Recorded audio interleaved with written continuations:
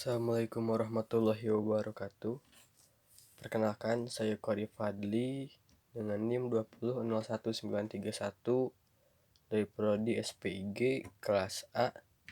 Saya membuat video ini untuk memenuhi tugas meteorologi.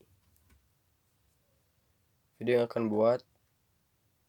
akan saya buat adalah video mengenai penguapan dalam cuaca. Yang pertama, penguapan air dapat dibedakan ke dalam penguapan internal dan penguapan eksternal. Penguapan eksternal terjadi pada permukaan tanah atau biasa disebut evaporasi, dan juga terjadi pada tanaman atau bisa disebut transpirasi. Sedangkan penguapan internal terjadi dalam pori-pori tanah. Yang pertama adalah transpirasi. Transpirasi pada dasarnya merupakan proses di mana air menguap dari tanaman melalui daun ke atmosfer. Sistem perakaran tanaman mengadopsi air dalam jumlah yang berbeda-beda dan ditransmisikan melalui tumbuhan dan melalui mulut daun atau bisa disebut stomata. Air bersama beberapa nutrisi lain diserap oleh akar dan ditransportasikan ke seluruh tanaman. Proses penguapan terjadi dalam daun yang disebut interselular, dan pertukaran uap ke atmosfer dikontrol oleh celah stomata. Hampir semua air yang diserap oleh akar keluar melalui proses transpirasi, dan hanya sebagian kecil saja yang digunakan dalam tanaman. Air diperlukan oleh tanaman untuk mengangkut unsur-unsur hara dan zat-zat terlarut lain di dalam tanaman dan untuk produksi gula pada proses fotosintesis. Dari mana tanaman memperoleh energi untuk pertumbuhan dan menjadi dewasa. Sebagian besar air digunakan dalam proses transpirasi. Apabila air hilang ke dalam atmosfer melalui transpirasi melebihi dari air yang diserap tanaman dari tanah, maka air akan hilang dari sel-sel tanaman sehingga sel tanaman kehilangan tegangan turgor dan pada akhirnya tanaman tersebut menjadi layu. Setiap gejala kelayuan pada tanaman dapat dijadikan petunjuk bahwa pertumbuhan tanaman akan terhenti. Tumbuhan akan tergantung pada tegangan turgor yang memungkinkan sel-sel baru terbentuk. Laju transpirasi juga diperlukan oleh karakteristik tanaman karena karakteristik tanaman, aspek lingkungan, dan praktek pengolahan pada pengolahan lahan. Perbedaan jenis tanaman akan memberikan laju transpirasi yang berbeda, bukan hanya tipe tanamannya saja, tetapi juga pertumbuhan tanaman, lingkungan, dan manajemen harus dipertimbangkan dalam penentuan transpirasi. Selanjutnya evaporasi. Evaporasi adalah penguapan air dari permukaan air, tanah, dan bentuk permukaannya bukan vegetasi lainnya yang biasanya diproses fisika. Dua unsur utama untuk berlangsungnya evaporasi adalah energi radiasi yang dihasilkan matahari dan juga ketersediaan air yang ada. Proses-proses fisika yang menyertai berlangsungnya perubahan bentuk dari cair menjadi gas berlaku pada kedua proses evaporasi. Oleh karenanya, kondisi fisika yang mempengaruhi laju evaporasi umum terjadi pada kedua proses alamiah tersebut. Faktor-faktor yang mempengaruhi antara lain cahaya matahari, suhu udara, dan kapasitas kadar air dalam udara. Proses evaporasi yang disebutkan di atas tergantung pada jumlah air yang tersedia. Karena transpirasi adalah proses evaporasi air dari permukaan tumbuhan, maka faktor-faktor iklim yang mempengaruhi evaporasi secara umum juga berpengaruh terhadap transpirasi.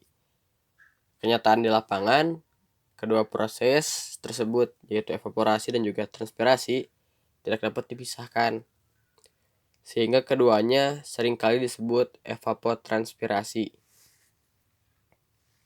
Evapotranspirasi adalah penguapan total, baik dari permukaan air, daratan, maupun dari tumbuh-tumbuhan.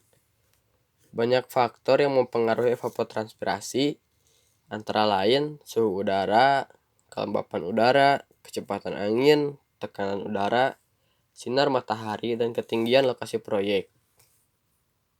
Sebagai contoh, di dalam perencanaan irigasi, penilaian jumlah air yang dibutuhkan untuk suatu areal tidak memisahkan antara evaporasi dan transpirasi. Istilah yang digunakan adalah ET dan merupakan kombinasi antara evaporasi dan transpirasi. Oleh karena air digunakan tanaman untuk proses metabolisme hanya sedikit, atau mungkin kurang dari 1%, nilai tersebut akan diabaikan. Evapotranspirasi dapat ditentukan dengan cara menghitung jumlah air yang hilang dari tanah dalam jangka waktu tertentu.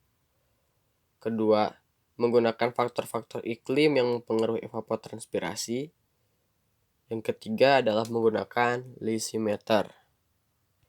Lysimeter sendiri adalah sebuah wadah besar berisi tanah dengan tanaman atau tanpa tanaman yang tumbuh di atasnya. Di dalam lysimeter dilengkapi saluran untuk air masuk dan keluar, untuk menghitung jumlah air masuk ataupun air yang hilang.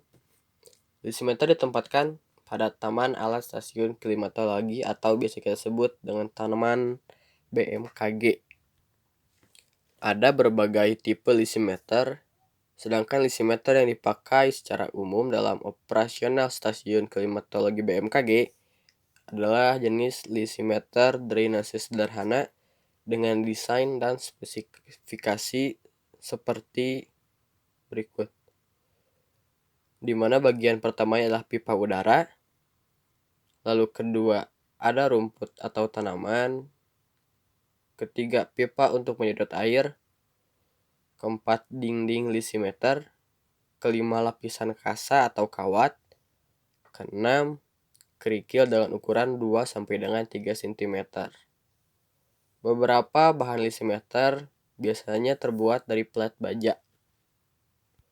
Susunan tanah dalam lysimeter tersebut haruslah diusahakan sama dengan susunan tanah di sekitarnya.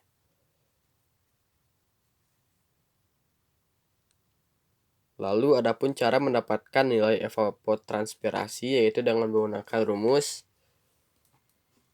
EP atau evapotranspirasi sama dengan curah hujan atau H ditambah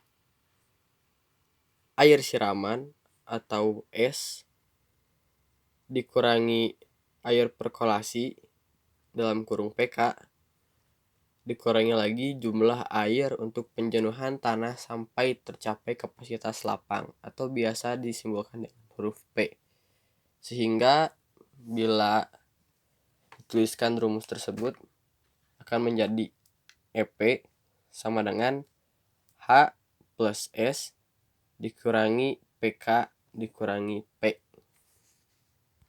Prosedur pelaksanaan pengamatan lysimeter adalah sebagai berikut. Pengamatan dilakukan setiap hari pukul 17.00.